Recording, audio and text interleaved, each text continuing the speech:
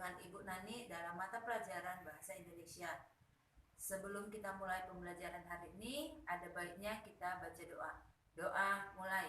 Bismillahirrahmanirrahim. Rabbi sholli sadri wa yassir li amri wahlul 'uqdatam min lisani yafqahu qawli. Amin ya rabbal alamin. Bagaimana dengan pembelajaran anak-anak Ibu? Mau tidak mau, suka tidak suka, kita harus belajar dari rumah. Tetap melaksanakan pembelajaran jarak jauh. Semoga kiranya kita memohon kepada Allah Subhanahu wa taala, semoga pandemi ini cepat berakhir dan kita akhirnya dapat bertatap muka di sekolah. Adapun materi kita hari ini adalah tentang struktur dan ciri kebahasaan teks pidato persuasif. Tujuan pembelajaran kita hari ini menganalisis struktur teks pidato. Materi kita hari ini tentang struktur dan kebahasaan pidato persuasif. Yang pertama dibagi atas struktur, yang kedua terbagi ke dalam kebahasaan. Sebelum kita membahas struktur pidato persuasif, ada baiknya anak-anak Ibu buka kembali tugas menulis pidato. Coba perhatikan bagaimana struktur pidato yang telah kalian tuliskan. Pada dasarnya, struktur pidato terbagi atas 3. Yang pertama pembuka. Pembuka itu terdiri atas salam pembuka. Misal, Assalamualaikum warahmatullahi wabarakatuh, selamat pagi, salam sejahtera. Yang kedua, sapaan hormat. Sapaan hormat dimulai dari jabatan yang paling tinggi sampai jabatan yang paling rendah. Contoh, yang saya hormati Kepala Sekolah SMP Al-Muslimin Pandan. Yang saya hormati Wali kelas 9. Yang saya hormati Bapak Ibu Guru Pembimbing. Dan yang teman-teman yang saya sayangi. Berikutnya, ucapan syukur. Ucapan syukur disampaikan kepada Tuhan Yang Maha Kuasa karena telah memberikan kesehatan dan keimanan. Selanjutnya, ucapan terima kasih, yang mana kita telah diberi kesempatan untuk menyampaikan pidato yang akan kita sampaikan. Yang berikutnya, tujuan pidato. Tujuan pidato ini memuat bagian penting dalam pidato yang kita sampaikan. Pembuka pidato tidak harus lengkap apabila dia dalam pidato tidak formal, misalnya acara ulang tahun, acara kematian, atau acara hitanan. Bagian yang kedua ada isi. Isi pidato memaparkan permasalahan atau materi yang akan disampaikan. Disinilah memuat tentang pokok-pokok isi pidato yang kita sampaikan. Yang ketiga, bagian penutup.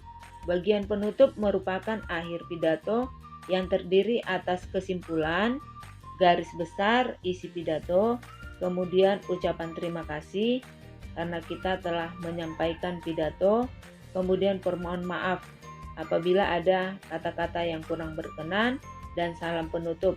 Waalaikumsalam warahmatullahi wabarakatuh dan terima kasih. Penutup pidato tidak harus lengkap digunakan dalam pidato tidak formal. Kebahasan dalam pidato persuasif terbagi atas konjungsi, yaitu pengertian dan macam konjungsi. Kemudian yang kedua, kalimat persuasif terbagi atas pengertian dan ciri-ciri kalimat persuasif. Baik, kita bahas satu persatu. Yang pertama, pengertian konjungsi.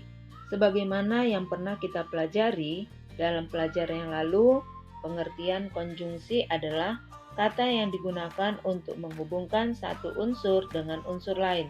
Konjungsi disebut juga dengan kata penghubung. Macam-macam konjungsi terbagi atas 4.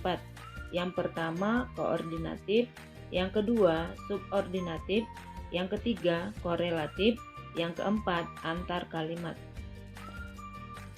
Pembahasan tentang konjungsi. Yang pertama, pengertian konjungsi koordinatif adalah konjungsi yang menghubungkan dua unsur atau lebih dan unsur tersebut memiliki kedudukan yang sama. Konjungsi koordinatif selalu terletak di antara unsur-unsur yang digabungkan. Contoh kalimatnya. Yang pertama, Tina belajar bahasa Jepang dan adiknya belajar bahasa Arab. Konjungsi yang digunakan di sini adalah kata dan. Kalimat kedua, buruk dan baik perlu dipertimbangkan terlebih dahulu. Konjungsi yang dipakai juga kata dan. Pembahasan konjungsi kedua. Pengertian konjungsi subordinatif merupakan kata penghubung yang menghubungkan dua klausa atau lebih dengan status yang tidak sama derajatnya. Misalnya, kata ketika, sejak, biar, setelah, dan lain-lain. Kata pengandaian, andaikan, sekiranya, seandainya. Contoh dalam kalimat, andaikan kau datang kembali, jawaban apa yang akan kuberi?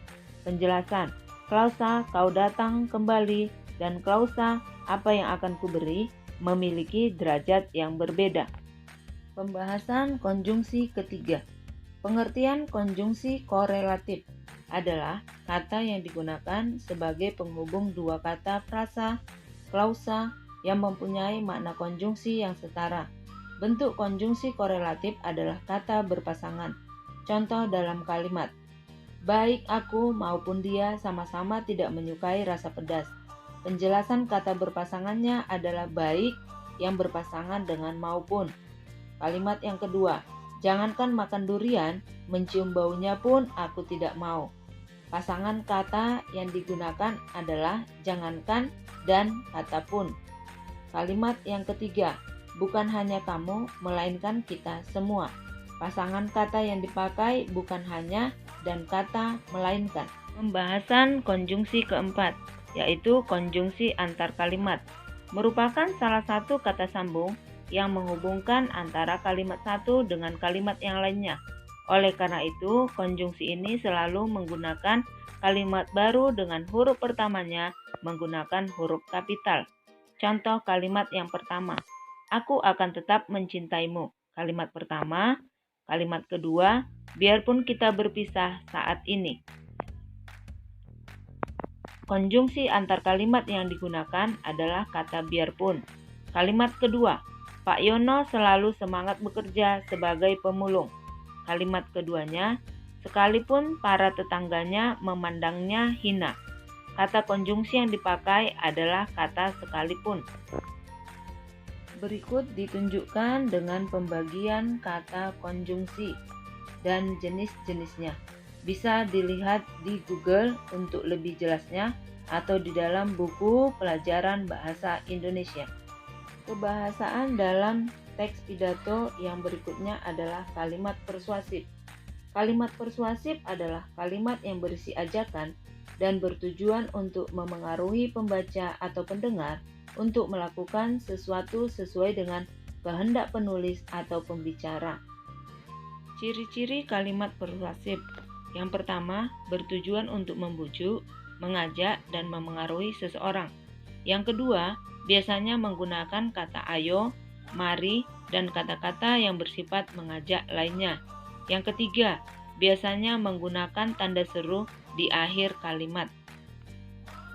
Untuk menguji kompetensi anak-anak ibu, kerjakan lembar kerja berikut di dalam buku latihan. Yang pertama, tuliskan struktur pidato persuasif yang terdiri atas 3 bagian, yaitu pembuka pidato, isi pidato, dan penutup pidato.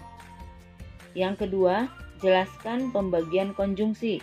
Ada 4. Yang pertama, kooperatif. Yang kedua, subordinatif. Yang ketiga, korelatif. Yang keempat, antar kalimat. Soal yang ketiga, tuliskan 3 kalimat yang menggunakan konjungsi. Contoh kalimat tidak boleh sama dari materi yang telah Ibu sampaikan. Cari kalimat yang lain. Soal keempat, tuliskan pembuka pidato yang telah kamu kirimkan ke grup melalui Japri.